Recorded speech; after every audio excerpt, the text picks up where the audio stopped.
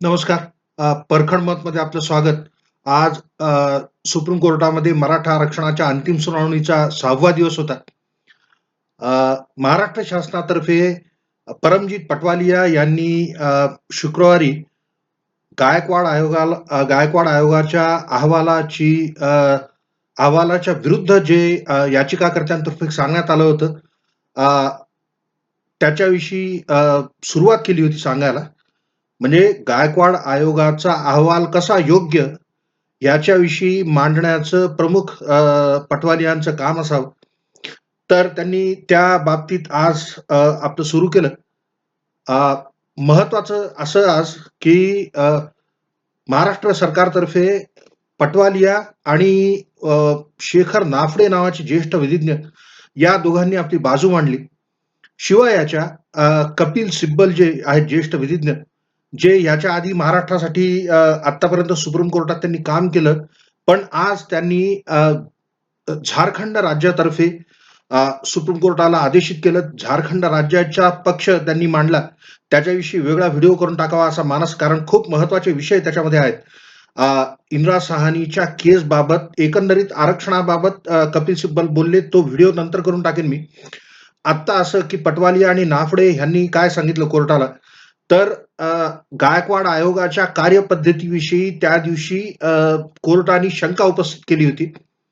विचारलं होतं, की तुम्हाला काही विरोध कसा झाला नाही? म्हणजे गायकवाड आयोगाच्या अहवालामध्ये मराठा आरक्षणाच्या विरुद्ध काही जर मतं देण्यात आले असतील, काही जर निवेदनं देण्यात आले असतील, तुम्ही सांगितलं, की जनसुनावणी घेतली. या जनसुनावणीमध्ये मराठा आरक्षण देऊ नये, अशा अर्थाचं काही झालं नाही का?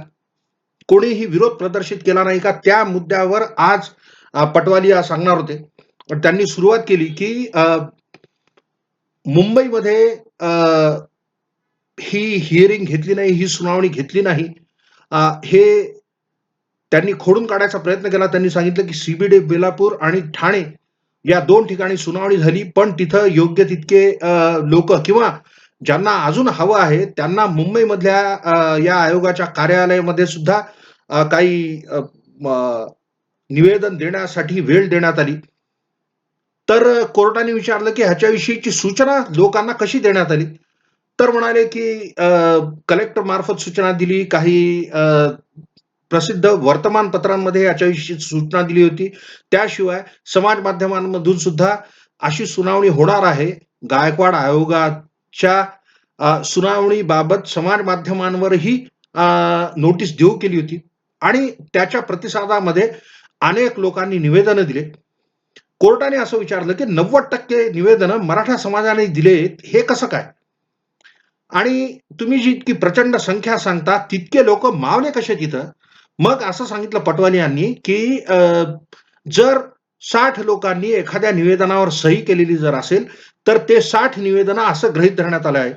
म्हणजे जो एक आकडा आला होता, की इतक्या-इतक्या प्रतिसादकांनी मला एक्झॅक्टली नाही आठवत, but I remember recollect very, very faintly, की 2,00,000 निवेदन आले होते, की मराठ्यांना आरक्षण द्यावं. तर कदाचित असं असेल, की 2,00,000 सह्या गोळा केल्या नाही माहिती, त्याच्याविषयी संदिग्धता. आणि आज कोर्टाने वारंवार विचारूनही पटवालिया हे पटवून देऊ शकले नाहीत कोर्टाला, की या गोष्टीला विरोध झाला नाही, त्याचं कारण काय? म्हणजे कोर्टाने एक प्रश्न असा विचारला, की तुम्ही अ, जो समाज याच्यामुळं प्रभावित झाला असता, तो खुला प्रवर्ग 1 आणि अ, इतर मागासवर्गीयांमधून मराठ्यांना आरक्षण द्यायचं, तर इतर मागासवर्गीय यांनी कोणीही आपला विरोध कसं काय नोंदवला नाही? आणि एक त्याच्यातला प्रश्न असा होता, की ठीक आहे, तुम्ही सांगताय, की वेगळा प्रवर्ग करण्याचं किंवा मराठा जातीला वेगळ्या प्रवर्गातून आरक्षण द्यायचं का ना द्यायचं, हे टर्म्स ऑफ रेफरन्समध्ये नव्हतं तुमच्या. म्हणजे गायकवाड आयोगाच्या टर्म्स ऑफ रेफरन्समध्ये ज्या मुद्द्यांवर त्यांना आपलं भाष्य करायचं होतं, त्या मुद्द्यांमध्ये एक मुद्दा हा नव्हता, की वेगळा प्रवर्ग निर्माण करून मराठ्यांना आरक्षण द्यायचं का? त्यांना जी term of reference, one of the terms of reference was whether Maratha should be accommodated within the OBCs. इतर मागासवर्गीयांच्या यादीमध्ये मराठा जातीचा समावेश करायचा का? मूळ हा गाभा होता. गायकवाड आयोगाचा अहवाल याच्यावर अपेक्षित होता, की मराठा जात ही अप्रगत आहे का? मराठा जात ही मागासवर्गीय आहे का? मागासवर्गीय जर असेल, तर इतर मागासवर्गीयांमध्ये त्यांचा समावेश करायचा हा विषय होता. तर इतर मागासवर्गीयांमध्ये त्यांचा समावेश नाही करणार गायकवाड आयोग, हे इतर मागासवर्गीयांना कसं काय माहिती होतं? म्हणजे प्रश्न असा विचारला कोर्टाने, की इतर मागासवर्गीयांमध्ये त्यांचा समावेश झाला असता आणि त्यांच्या आरक्षणावर अतिक्रमण झालं असतं एक प्रकारे. The term used was that this would have encroached upon the existing reservation of OBCs. Then why didn't they protest? तर ह्याचं समर्पक उत्तर काही नाही सापडलं. एक पटवाले यांनी असं सांगितलं, की युथ फॉर इक्वालिटी नावाची एक संघटना चालवतात, संजीत शुक्ला नावाचे एक व्यक्ती. त्यांनी आधीच्या अध्यादेशाद्वारे देण्यात आलेल्या आरक्षणाला विरोध केला होता. त्यांची याचिका गायकवाड आयोगाचा अहवाल जेव्हा गायकवाड आयोग जेव्हा ही जनसुनावणी घेत होता, तेव्हा त्यांची याचिका प्रलंबित होती मुंबई उच्च न्यायालयामध्ये. त्यांनी सुद्धा येऊन विरोध केला नाही. पुन्हा एकदा प्रश्न विचारला गेला, की मराठा आरक्षण देऊ नये असं सांगणारे काही निवेदन जर आले असतील, तर तुम्ही ते आम्हाला दाखवा. तर मग म्हणाले पटवालिया, की विरोध कोणी जर केला नाही, सुनावणीची नोटीस देऊनही विरोध काही कोणी केला नाही, तर त्याच्यासाठी आयोग जिम्मेदार नाही. म्हणजे आयोग त्याच्यासाठी काही करू शकत नाही, थोडक्यात असं म्हणणं. पुढं असं एक विचारलं, की या आयोगाने जी शिफारस केली, त्या शिफारसीन्वये तसाच्या तसा स्वीकार केला गेला, तर ते कसं मानावं, की ही जी प्रक्रिया आहे, ही प्रक्रिया योग्य रीतीने झाली हे गृहीतक आहे. पण तुम्ही जे सांगताय, की गायकवाड आयोगाने इतक्या सगळ्या निवेदनांचं घेतलं वगैरे, वगैरे त्याचे शांततामय मोर्चे झाले आणि मग जी कार्यपद्धती, की त्या प्रत्येक मोर्चानंतर 5 महिलांनी असं पटवाले यांनी सांगितलं, की 5 5 ladies went and gave the representation to the collector and then the mob dispersed. हे त्यांचे या टर्म्समध्ये त्यांनी सांगितलं, की हे जे सगळं काय झालं, ह्या सगळ्यामध्ये हायकोर्टाने सुद्धा दखल घेतली आहे या गोष्टीची, की अ, असे मोर्चे निघाले, मराठा आरक्षणाच्या समर्थनार्थ वेगवेगळे निदर्शनं करण्यात आले. मग कोर्टाने विचारलं, की हे असं म्हणजे ज्युडिशियल नोट घेण्याची काय गरज होती? याची न्यायिक दखल घेण्याची न्यायालयाला काय गरज होती? पटवाले यांनी सांगितलं, की ते जे काय मोर्चे वगैरे निघाले होते, त्या मोर्चांचं मी तुम्हाला छायाचित्र सादर करेन. त्याच्याविषयीचे रिपोर्ट सादर करेन. मी कोर्टाने सांगितलं, की जे प्रकरण हायकोर्टासमोर जे सादर झाले नव्हते, ते तुम्ही आत्ता आमच्यासमोर सादर नका करू. आम्हाला ते कुठले फोटो बघायचे नाहीत. मुळात जर गायकवाड आयोगाचा अहवाल तसाच्या तसा जर कोर्टासमोर होता, तर त्यांनी या बाबीची न्यायिक दखल घेण्याची गरजच नव्हती. त्यांनी सेक्शन 114 म्हणजे कलम 114 भारतीय इंडियन एव्हिडन्स ऍक्ट म्हणजे भारतीय पुराव्याचा जो कायदा आहे, त्या पुराव्याच्या कायद्याचं कलम 114 मध्ये प्रिझम्पशन नावाचं एक आहे. हे गृहीतक काय असतात? कायद्याने काय-काय गृहीत धरल्या जाऊ शकतं ह्याच्याविषयीचे नियम कलम 114 आहेत. Presumption is the heading of the section 114 of the Indian Evidence Act. त्याच्यानुसार जे कुठल्या ऑफिशियल फंक्शन्स आहेत, those have been discharged officially in the best possible manner असं गृहीतक आहे, की सुयोग्यरित्या कार्यवाही झाली असेल सरकारी कामकाजाची. तर हे असं असताना हे बाकीचं गौण, की तुम्ही जे सांगताय, की हे तसले फोटो वगैरे आम्हाला काही देऊ नका.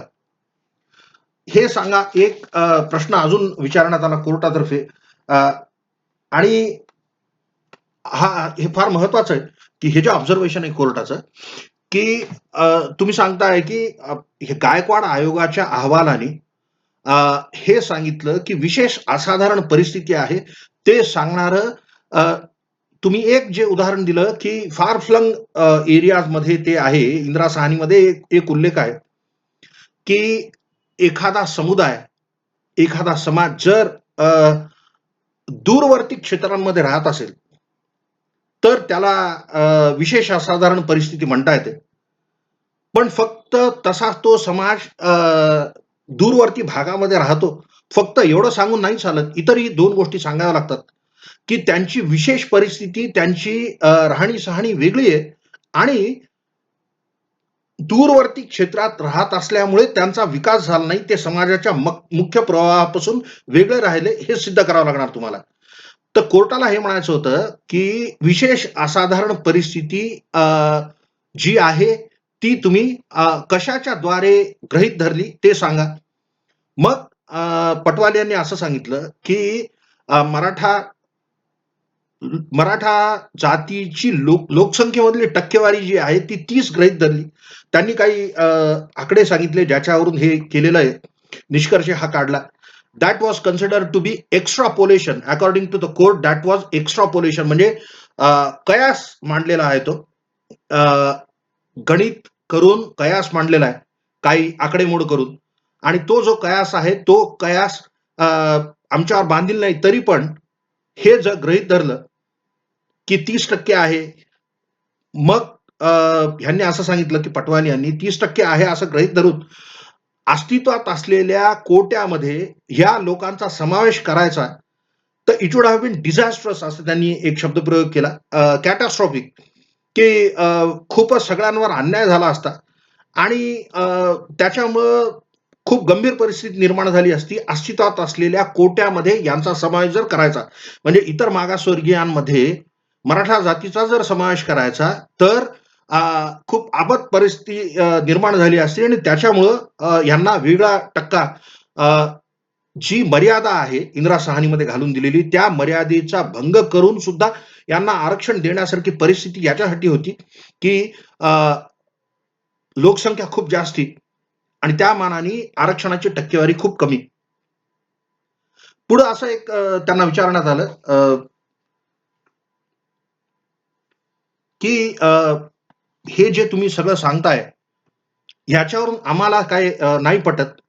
मग पटवाल यांनी असा एक युक्तिवाद केला की subjective satisfaction of the state is the key to grant of reservation. विवेकाचा भाग आहे आणि सरकारनी स्वतःच्या विवेकाने स्वतःचं समाधान करून घ्यावं की अशी परिस्थिती आहे की ज्याच्यामुळं आरक्षण देणं आवश्यक आहे. त्यांनी असं थोडक्यात सांगायचा प्रयत्न केला की कोर्टाला ती विशेष व असाधारण परिस्थिती आहे हा जो शासनाचा निष्कर्ष आहे हा स्वीकारायला पाहिजे. त्याच्यावर कोर्टाने काही वेगळा निर्णय देऊ नये असं पटवाल यांनी सांगितलं. याच्यानंतर महाराष्ट्र राज्याने नव्याने नियुक्त केलेले शेखर नाफडे नावाचे जे ज्येष्ठ विधिज्ञ आहेत त्यांनी आपलं म्हणणं मांडलं आणि त्यांनी जे म्हणणं मांडलं ते हे एक सांगणं महत्वाचं की शेखर नाफडे तमिळनाडूचे सुद्धा वकील आहेत. परवा तमिळनाडूचं प्रकरण सर्वोच्च न्यायालयासमोर जेव्हा आलं 69% जो लागू आहे आरक्षण तमिळनाडूमध्ये त्या आरक्षणाची बाजू मांडण्यासाठी सरकारची बाजू त्या आरक्षणाच्या समर्थनार्थ मांडण्यासाठी शेखर नाफडे तिकडे नियुक्त आहेत. तमिळनाडूनी मुकुल रोहतगी जे महाराष्ट्र सरकारचे वकील आणि मुख्य त्यांनी महाराष्ट्र सरकारतर्फे युक्तिवाद सादर केला या प्रकरणामध्ये. त्यांना सुद्धा तमिळनाडूने नेमलं आणि महाराष्ट्राने श्री शेखर नाफडे यांना मराठा आरक्षणाच्या प्रकरणात नेमलं. मागच्या महिन्यातली गोष्ट ही. तर त्या शेखर नाफडेंनी आज कोर्टासमोर युक्तिवाद करताना असं सांगितलं की 50% ची मर्यादा पहिल्यांदा सांगणारा जो न्याय निर्णय म्हणजे बालाजीच्या केसमध्ये एम.आर. बालाजीच्या केसमध्ये पहिल्यांदा 50% मर्यादेचा विचार झाला आणि M R. Balaji is bad law according to mister Shekhar Naphade. M R. Balaji त्याच्यापुढे देवदासन नावाचा एक न्यायनिर्णय आला तो आणि इंदिरा साहनीमध्ये तर इंदिरा साहनीचा न्याय निकाल येईपर्यंत एम.आर. बालाजी हा it is not good law हे सिद्ध झालं होतं. हे प्रमाण धरलं होतं कोर्टाने की एम.आर. बालाजीमध्ये घालून दिलेली 50% ची मर्यादा हा एम.आर. बालाजीचा रेशिओ नाही असं एक प्रतिपादन केलं नाफडेंनी आणि त्यांनी मग विस्ताराने, खूप विस्ताराने त्यांनी एम.आर. बालाजी मधला जो निकाल आहे, तो निकाल कसा मुळातच चूक होता, हे कोर्टाला सांगायचा प्रयत्न केला. म्हणजे 50% ची जी मर्यादा आहे, ती मर्यादा घालून देणारा जो मूळ न्यायनिर्णय तो बालाजीचा, तो न्यायनिर्णय चुकीचा. त्यावर आधारित जे इंदिरा साहनीमध्ये 50% देण्यात आली, ती मर्यादा चुकीची. आता एकंदरीत असं चाललंय सगळं, की आत्तापर्यंत जे ॲक्सेप्टेड होते, आत्तापर्यंत जे महाराष्ट्र सरकारच्या विधिज्ञांना सुद्धा कबूल होते, जे न्यायनिर्णय, त्या न्यायनिर्णयांविषयी शंका घेणं चाललंय आता. आणि त्याचाच एक पैलू आज कपिल सिब्बलांनी झारखंड सरकारतर्फे युक्तिवाद करताना सांगितलं. त्याच्यावर मी बोलेन दुसऱ्या व्हिडिओमध्ये. एकंदरीत असं आहे, की 6व्या दिवशी आज सुनावणीचा मुख्य बाब सुनावणीतली आजच्या अशी दिसली, की आज सुद्धा कोर्टाने काही फार मार्मिक प्रश्न विचारले आणि एकंदरीत जी महाराष्ट्र सरकारची बाजू ग्राह्य धरली आहे हायकोर्टाने, त्या हायकोर्टाच्या निष्कर्षावर आज सर्वात जास्ती आज त्या निष्कर्षाच्या विरुद्ध जे प्रश्न आज जे विचारण्यात आले, त्याच्यावरून एकंदरीत कल असा, की जे गृहीतक हायकोर्टाने ग्राह्य धरून जे मुद्दे ग्राह्य धरून हायकोर्टाने न्यायनिर्णय दिला. मुंबई उच्च न्यायालयाने मराठा आरक्षण वैध ठरवलं. आत्तापर्यंतच्या सुनावणीमध्ये जे कुठले प्रश्न विचारलेत कोर्टाने, ते फार मार्मिक होते. आणि आज श्री पटवालिया हे सांगणं महत्वाचं आहे, की त्यांनी जे सांगितलं होतं, की मराठा आरक्षणाच्या मराठा आरक्षणाच्या विरुद्ध आलेले जे काय निदर्शनं होते किंवा जे निवेदनं होते, त्यांची मी यादी देईन.